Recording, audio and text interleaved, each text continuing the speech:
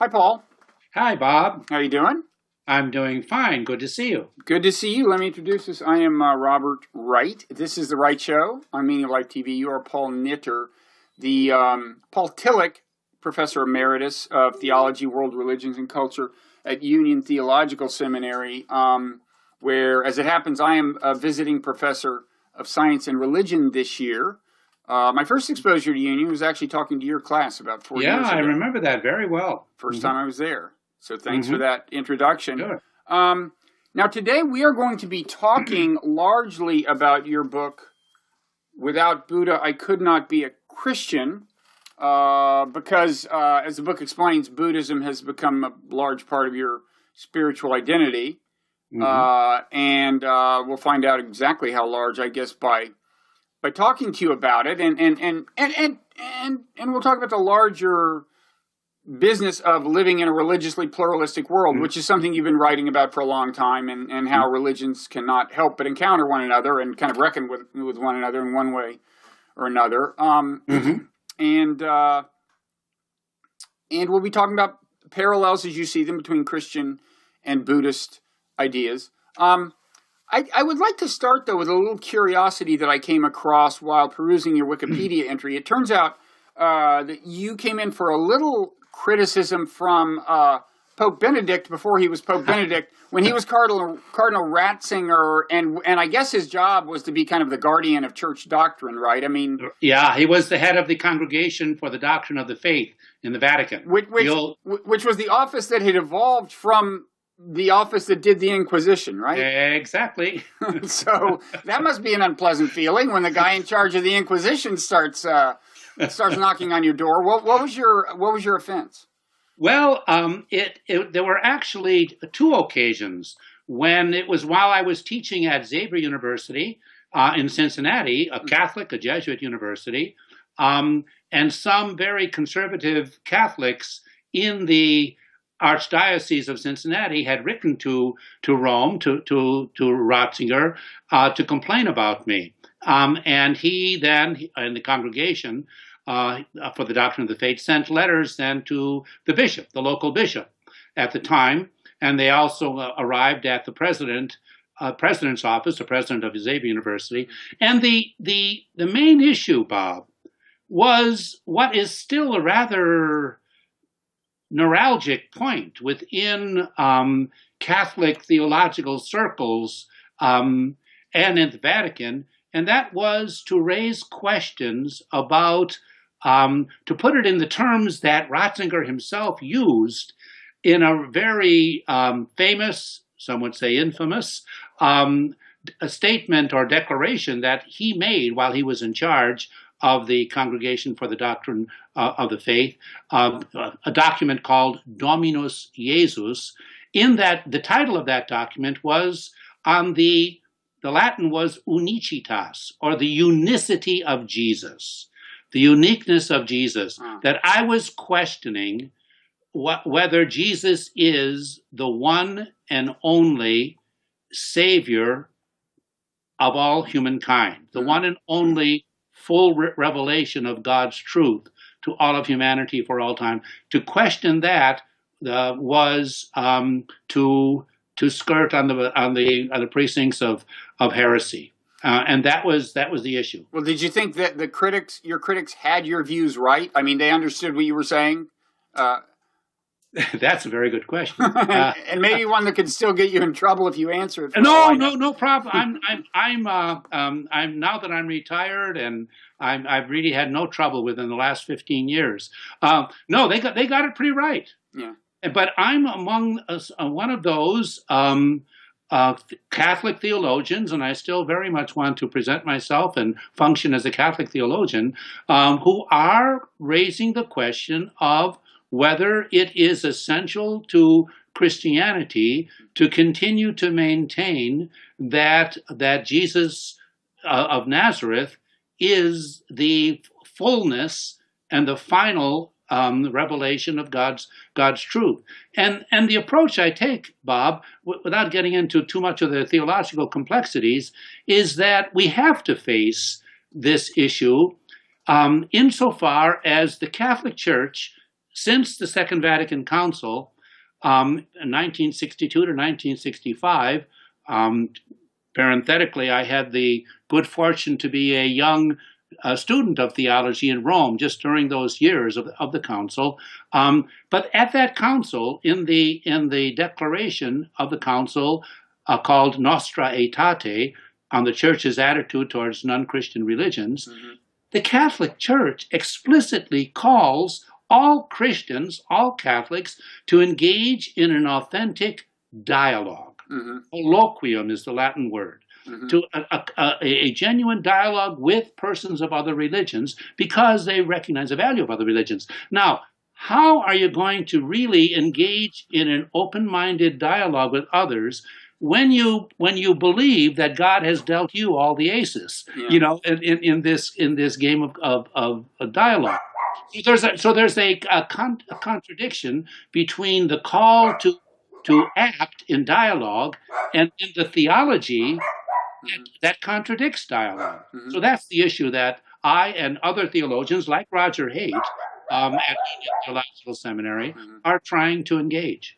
Well, as you can hear, my dogs are upset about your position as well. He must be Catholic. Yes, it's they're very dogmatic. Oh, bad. I'm sorry, but it was not planned. I didn't tell them to bark. That was not a planned joke. It was just a bad spontaneous joke. Okay, so that's among your offenses, and it's very much related to what we're going to talk about. And you were thinking about this, I guess, fairly early on. I mean, one of your better known books, I think, is No Other Name? ? A critical survey of Christian attitudes toward world religion. So you've been thinking about the issue of religious dialogue and religious pluralism for a long time. Right. I mean, I started out my earlier life. I was a member of a religious order that was a missionary order, the Divine Word Missionaries, and I was an ordained priest at the time. And that was a part of my life, is I was supposed to go out and engage and convert persons of other religions. And at the time, I and so many others were trying to figure out, what does this mean? What are missionaries meant to accomplish? So I from those early years, this was a question which was not, to be honest with you, Bob, not just an academic question. It is that. You know, we have to do the history, study the witness of the scriptures. It was a personal question. I, like many other Christians, I'm talking about mainline Christians, just have trouble believing that Jesus is the one and only Savior, and Christianity is the one and only religion meant to embrace, to engage, to replace all other religions. It not only does it not make intellectual sense, it's politically dangerous. I mean, because it can justify, as it has, all kind of Western imperialism and colonialism. I don't want to get into all the cliches of accusations, but I think there is a real relationship between the theological position that says we have the one and only Savior and the political position that we have the best system meant to bring salvation, political and human salvation, to all the world. I think they're related. Okay. I'm not the only one who said that, of course. Okay, then, so of all the religions, the non-Christian religions out there, you developed a kind of a special relationship with Buddhism, I guess, so far as your personal practice goes. That's right. What attracted you to Buddhism to begin with? How did this start?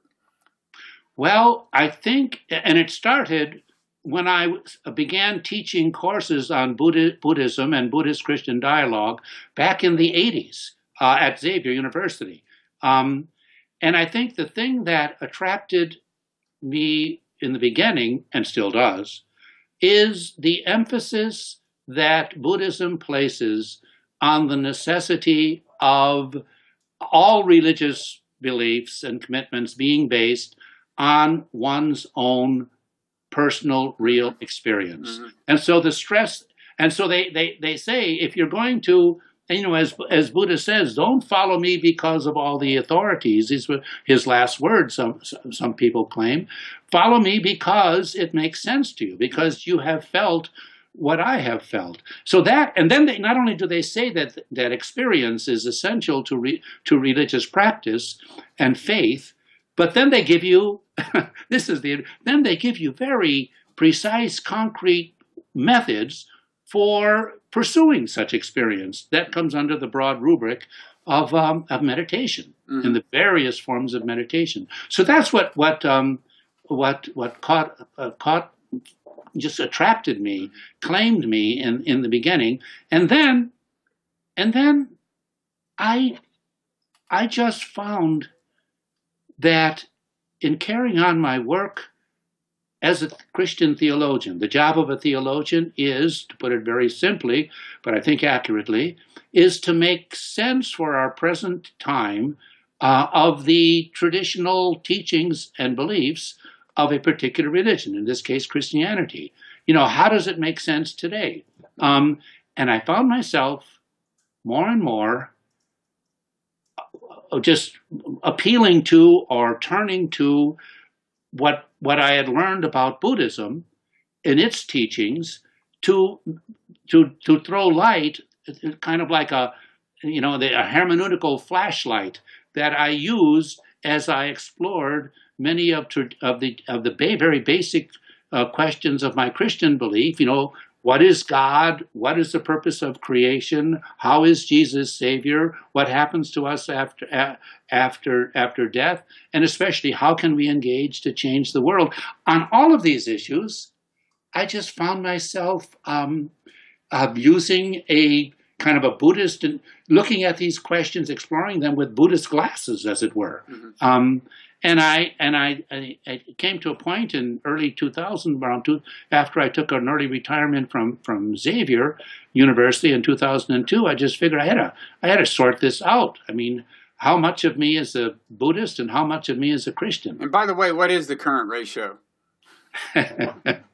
Well, 50-50. 50-50, okay. So give us an example then of what you just talked about, where a particular Buddhist idea or practice or whatever, maybe an idea actually, illuminates for you your kind of Christian ideas and helps you understand your native faith better in a way than you had before, or more fully.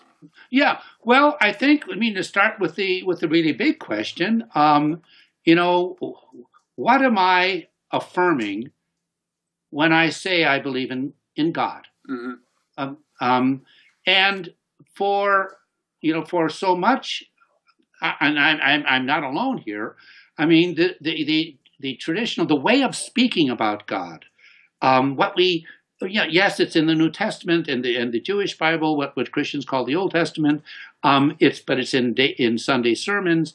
I mean, to talk about God as a being, an entity that has God's, well, we use a male pronoun, has his existence in some way outside of the world, and then decides to create the world, and then there's the world here and God there, and then there's got to be a bridge between the two, and that bridge becomes Jesus, and God's then relationship is a matter of God intervening, and God intervening here but not there.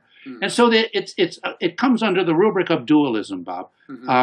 The kind of a dualistic substantive understanding of God, which is just hard to make sense of. I mean, in the light of especially in the light of science, and where does science see the intervening of God into the work of creation and the ongoing evolution of the world and the universe?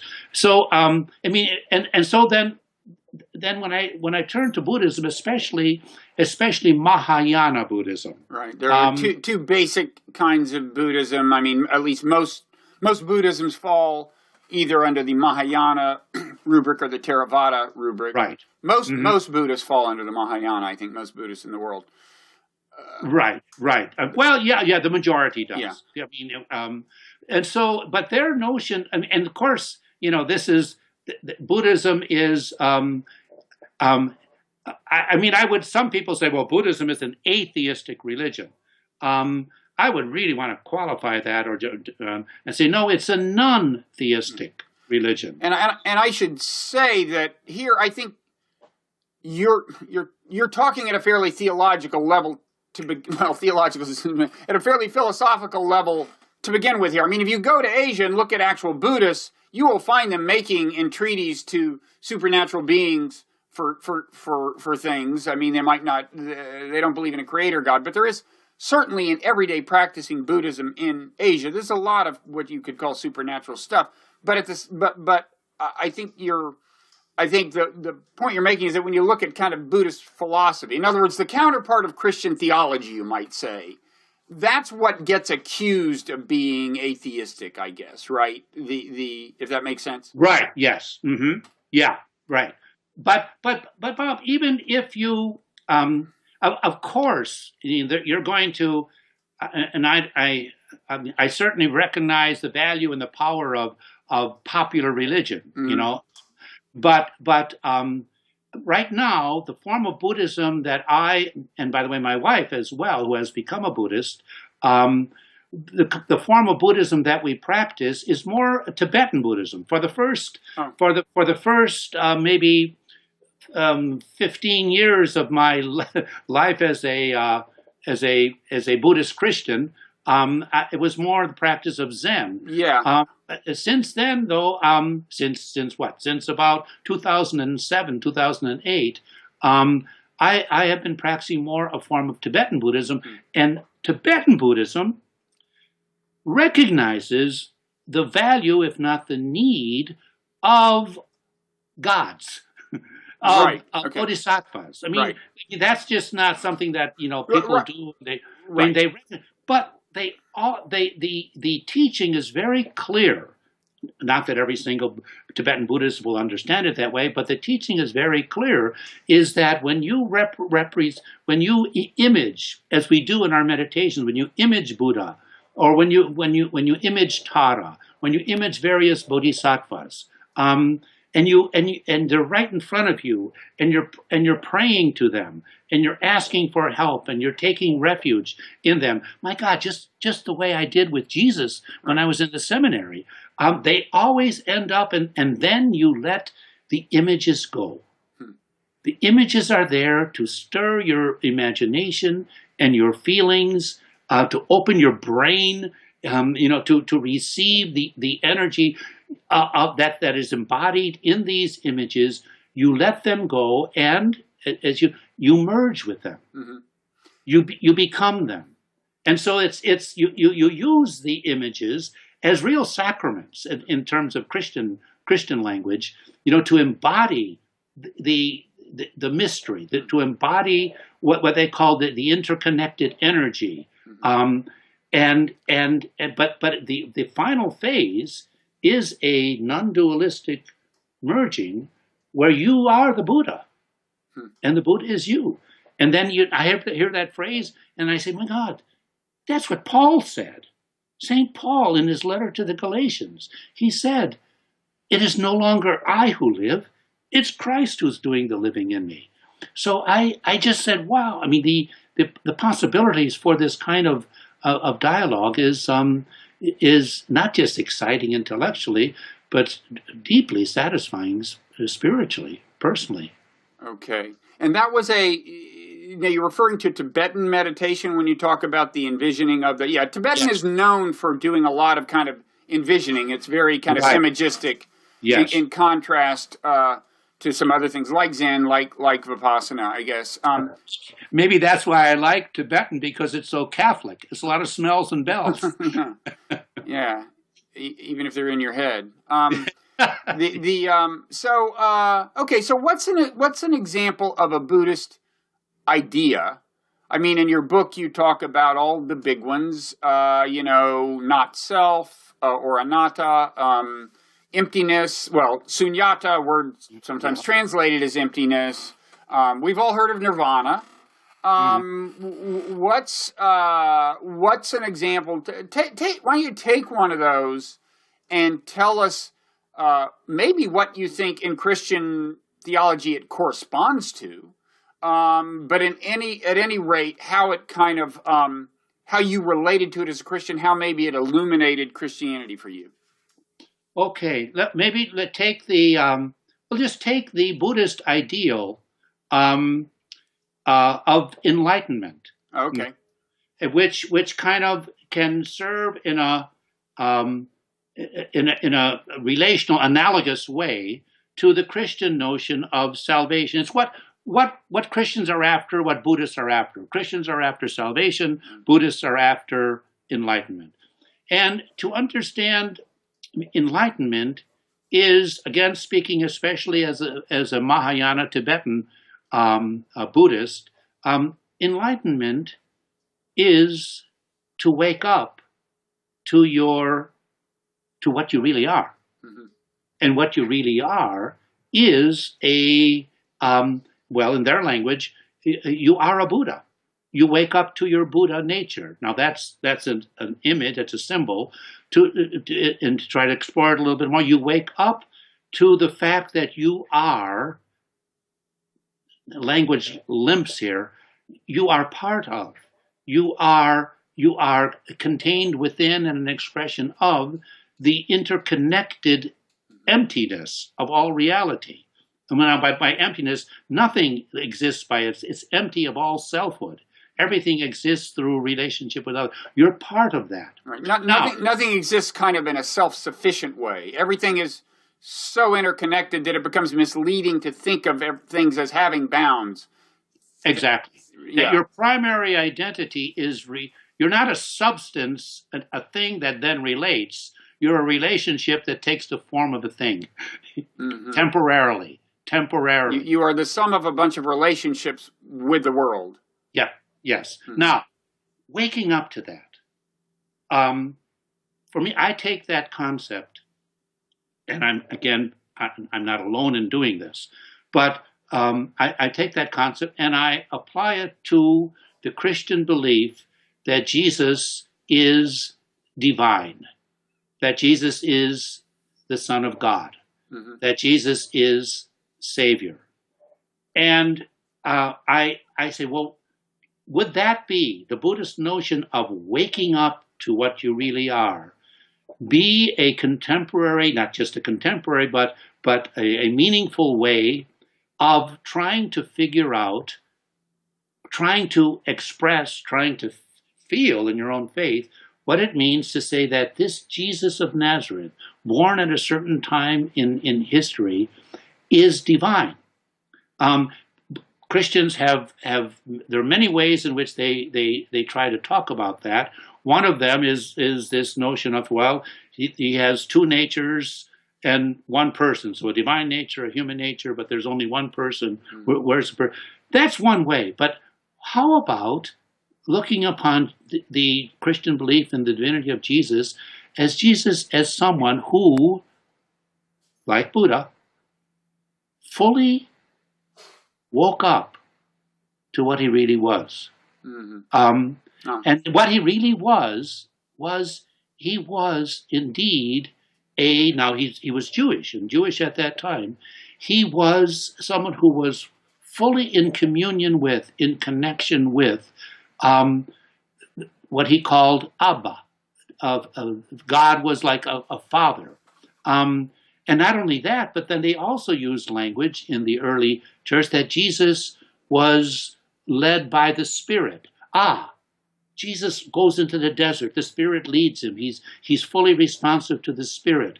This, by the way, is what is called in Christian lingo a spirit Christology, an understanding of Jesus by way of the Spirit. So waking up to one's true nature, waking up to the Spirit that is given to him in his very being, becoming fully transparent to that Spirit, allowing that Spirit to express, to reveal what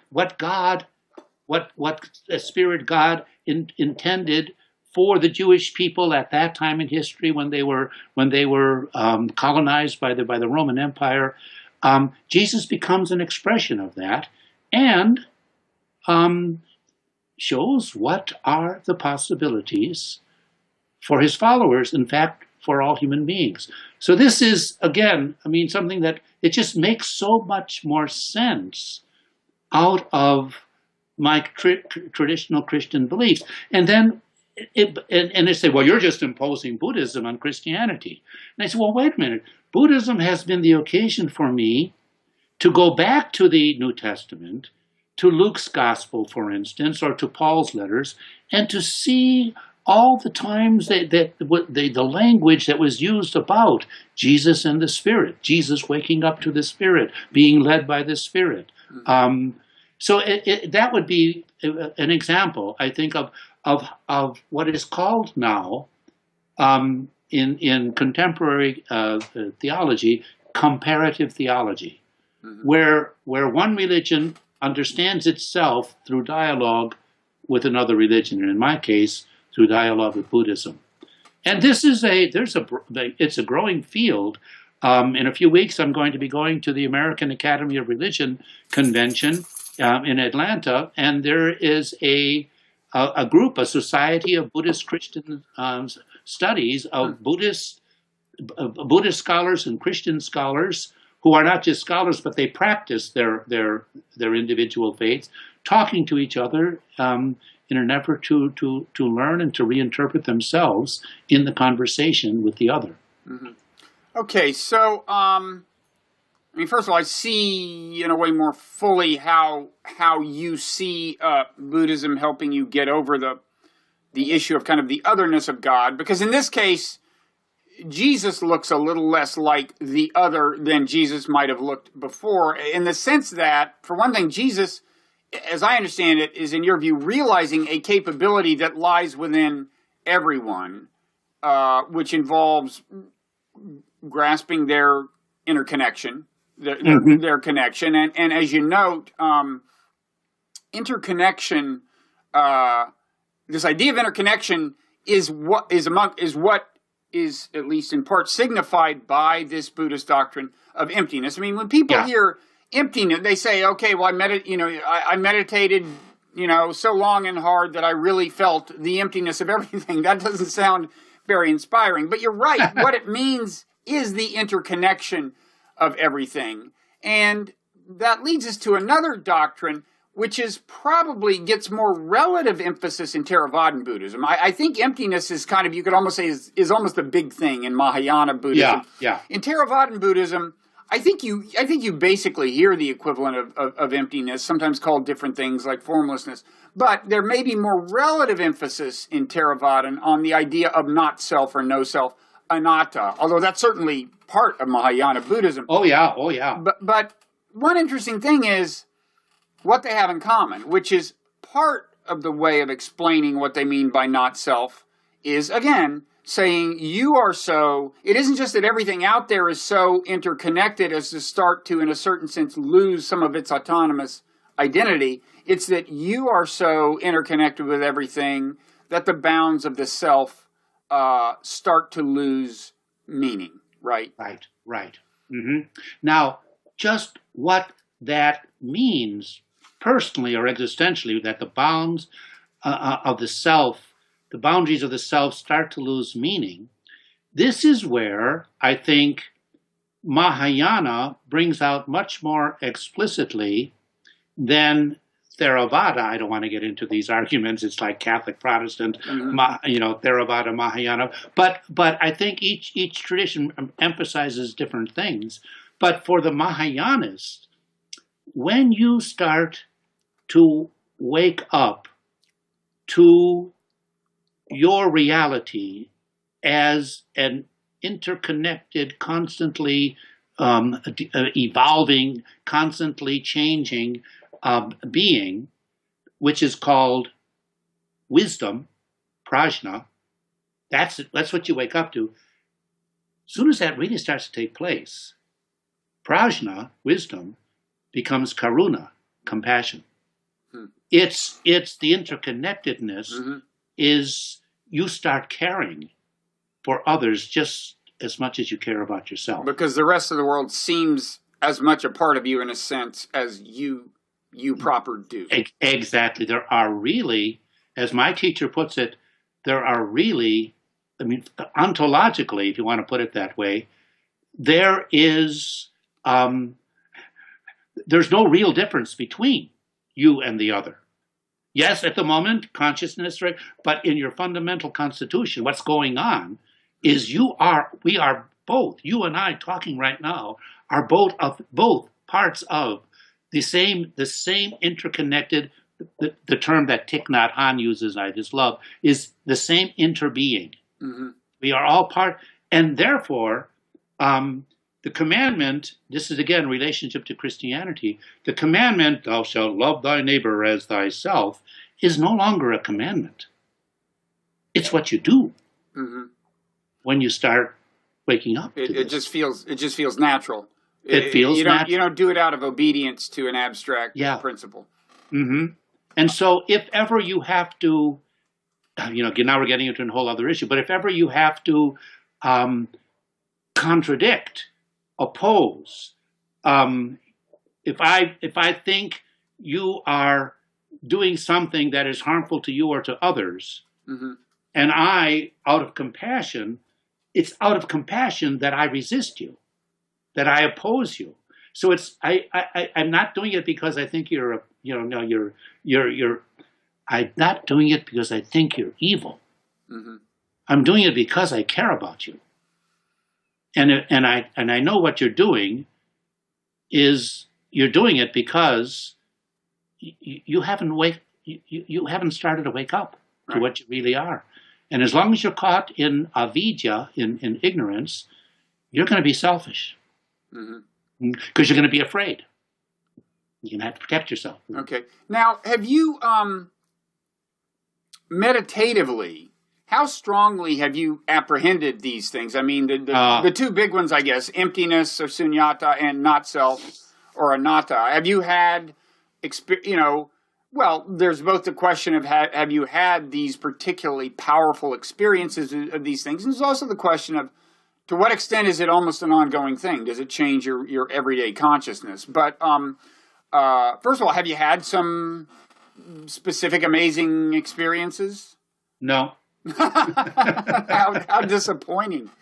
Well, really, in terms of having, there are some Buddhists, some Zen schools that talk about, sudden enlightenment, more the Rinzai. And the Soto Zen people talk about it's gradual. And I've never had the kind of experience where suddenly all the lights go on.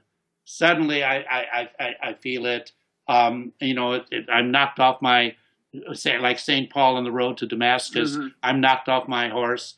No, but Bob, there have been moments sitting in meditation, or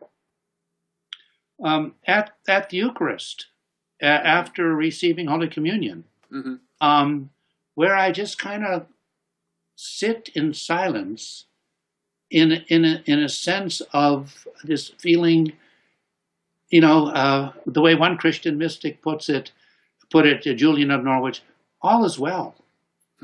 All's well. No matter what's going on, all is well. And in a sense of just being a part of others. I mean, it's not thunderous, but it's there. It's there, and I guess I find it more also in moments of anxiety, or of fear, or of insecurity, where I'm anxious, I'm afraid. Am I going to do this, or did I do that well enough, or what's going to happen when I do? Those are moments when I say, whoop, be aware of that thought, accept it, and the actual problem becomes an occasion to reconnect. And that's very much in our Tibetan practice. And I would say that would be an experience that may be familiar to people who've done much in the way of mindfulness meditation. Yes. I mean, Oh, that's yeah. certainly part of the idea of mindfulness meditation is to be Right. aware of your of feelings, including unpleasant ones like anxiety, Mhm. in a way that helps you elude their grasp in a certain sense, become less in the thrall of them, less controlled by them, and Yeah. more an observer of them. See, but here, this is interesting, Bob. What you just described, practice of mindfulness, would be especially in the Theravadan Mm-hmm. form of mindfulness. You're aware of your thought. You realize your thought is not you, Mm-hmm. and so in a sense that frees you, and it does, and it's powerful. In the Tibetan practice that I follow, it's called Dzogchen. It's not just that you become aware of your thoughts, whether of fear, of anxiety, of insecurity, and that it is just a thought. But part of that waking up is also the awareness that you are. This is the Tibetan. You are held in the term one of the Tibetan teachers uses. You are held in an essence love, in a love and a connectedness. He doesn't use connectedness. This is Stokni Rinpoche. In a love essence, there is just an ontological, that's my language, love that holds you. Mm-hmm. So it's not only that your thoughts are not you, but what you really are is part of the nature of mind. That's the term, the universal, compassionate mind that we are, of which we are all expressions. So you see, there's the added, there's a belief in there too. It's not just this. It's not just psychological, if I may say so. It's also theological. Yeah, well, I suspect that if in Theravada, say within the Vipassana tradition, that I think if you follow the logic of say mindfulness meditation far enough, there is a philosophy and a metaphysics. Yeah. And I believe there would be notions of maybe something like pure awareness. Yep. That you become that you manifest when you are liberated from the kind of, you might say, distortions of awareness that are more common in the way we live our lives or something. So I mean, there is, I only say that because I think there is a virtually now secular Western form of mindfulness meditation that's become severed from its Asian philosophical roots. And that's not, it doesn't have to be that way. There are places even in the United States where you can, go to Vipassana retreats. And if you explore enough and talk to your teacher enough, you'll find that there are these more kind of elevated ideas. Yeah. Mm-hmm. So you mentioned Christian mystics. Mysticism is a hard term to define, and I'm interested in the question of whether the Christian mystics, ranging from way back to all the way up to Thomas Merton and beyond, I guess, whether they are in some sense fundamentally doing the same thing, feeling the same thing, maybe even believing the same thing as some Asian mystics. And I know you talk about this in the book. For starters, though, is there a good definition of mysticism that allows you to even, start thinking about this? I mean, or just take the Christian mystics. Is there something they all have in common beyond powerful subjective experience? Mm-hmm. Yeah, I mean, I think it revolves mysticism, at least Christian mysticism. Mm-hmm. Now, trying to talk about Christian mysticism, has to do with recognizing, sensing, being touched by unity with God, where there is the separation between the individual and the reality, the divine mystery, lessens. And then the Christian mystics have to struggle with this a little bit more than, say, maybe Asian Buddhist mystics because of the language of God as personal. But it's a blurring of division of separation. Okay. That produces a sense of groundedness, of peace, of resourcefulness. So I think that's would be the at least one of the primary characteristics.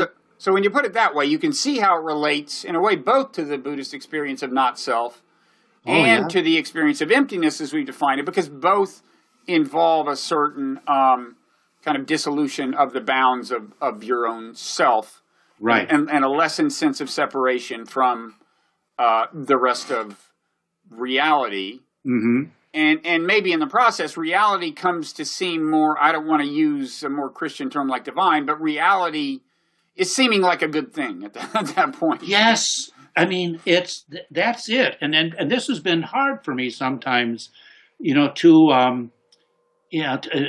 understand and to affirm within my Buddhist teachings, and is that basically, the way they put it, all is well. Just you accept the reality the way it is. Mm-hmm. I mean, now accept doesn't mean approve of it, mm-hmm. but you're able to see that no matter what is going on, Jesus, I even hesitate to say it. It's okay. Yeah. And all of my Christian training and beliefs and commitments about liberation theology, mm-hmm. Which has been a very formative part of my theology and my spirituality, that we are called to transform this world because of of injustice. That just and I know, talking about this, for instance, at Beckett Union with a little bit with Jim Cone, the father of Black liberation theology. Right. They're wary of Buddhism because it seems to lead to a kind of acceptance of the status quo, which is not the case. I mean, which is not the case. That's what I have to. I have to keep. But there is. It's not the case because it does not. It does not weaken your sense of commitment to helping those in need and so on. At the same time, that is, as you go about living your everyday life, in fact, it may be more infused with compassion than it was before. At the same time, there's that moment you described when it seems like all is well, and I'm sure that's what they take issue with, right? Is like, all is not, that is a delusion. All is not well so long as people are suffering. See, but of course, this is the paradox. I mean, if you want to call it a paradox, some would say a contradiction, but I think it's a paradox because Buddha himself, what's the first noble truth? There is suffering. Mm-hmm. And what he wanted to do something about suffering. Mm-hmm. That was his whole motivation, to free us mm-hmm. from suffering. So I mean, in Buddhism, you respond when you see, the rich landowner is stealing land from the campesino. When you see, the treatment in the sex trade and exploitation. I mean, you in a sense you say no, that should not be. But you know that even what is happening there. Now, this is the hard part for me too. And maybe I'm translating this too much into my Christian language, but even that kind of horrible suffering is held in the interconnectedness of it all. Mm-hmm. That too is part of interbeing. And therefore, because it is, you can do something about it. Mm-hmm. But you have to, just to finish this, but you have to, the Buddhist stress. I mean, you remember in the book, the way I put it, the Christian stress is, if you want peace, work for justice. Get out there and change the world. Mm-hmm. And boy, I think that's so important. But the Buddhists say, if you want justice, then work for peace within yourself.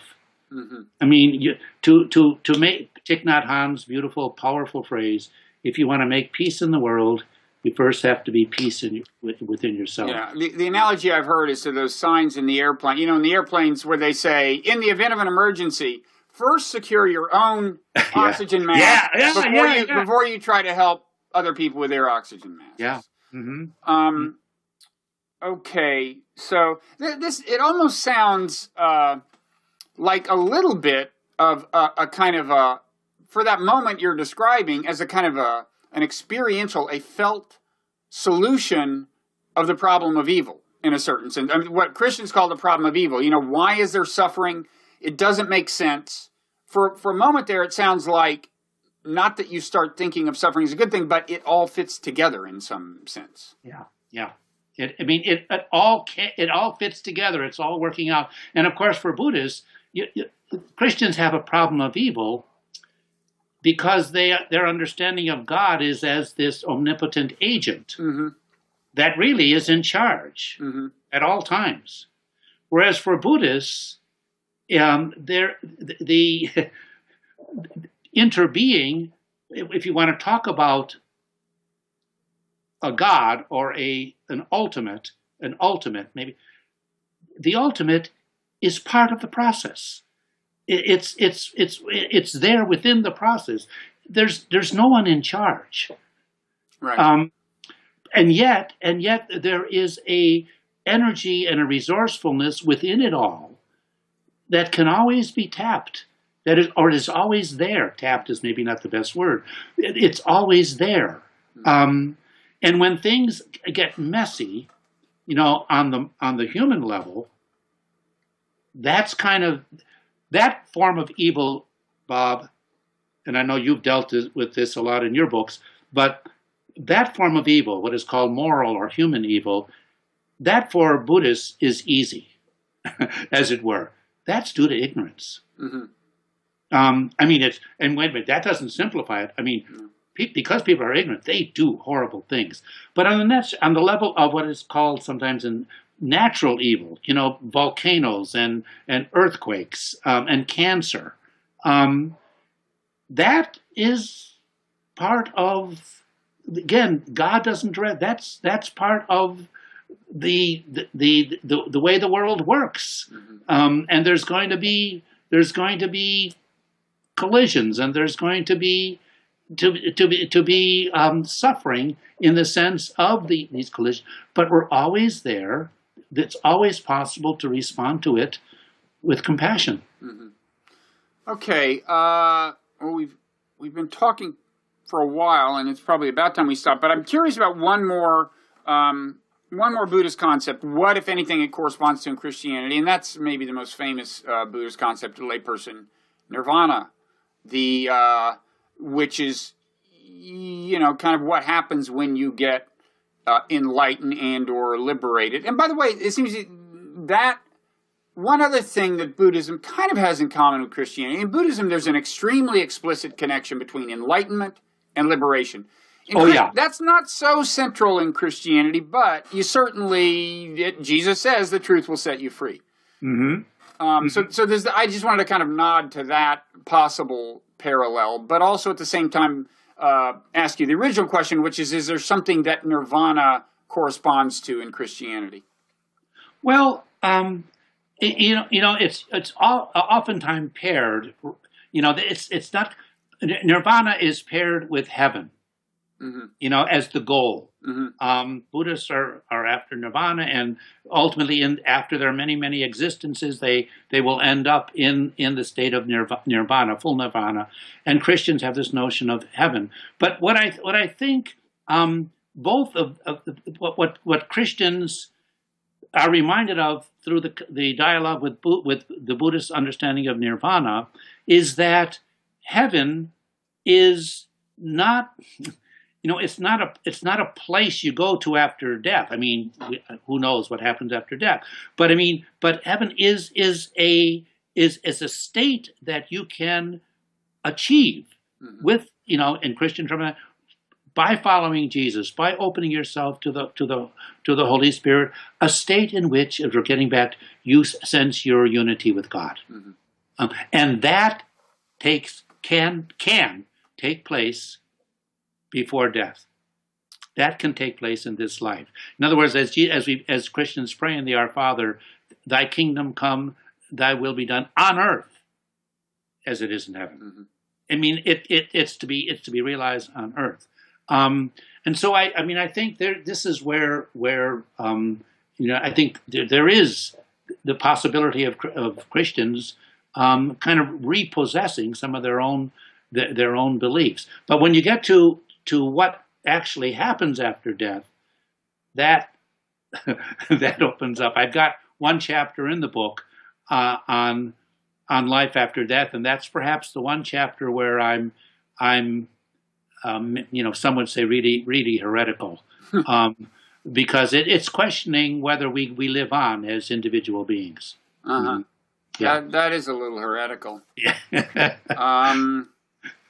But maybe, well, here that heresy is in this table of contents, which is part of this book. Without Buddha, I could not be a Christian. Mm-hmm. And I really want to thank you for talking about this. It's been a lot of fun. I know you have a new book.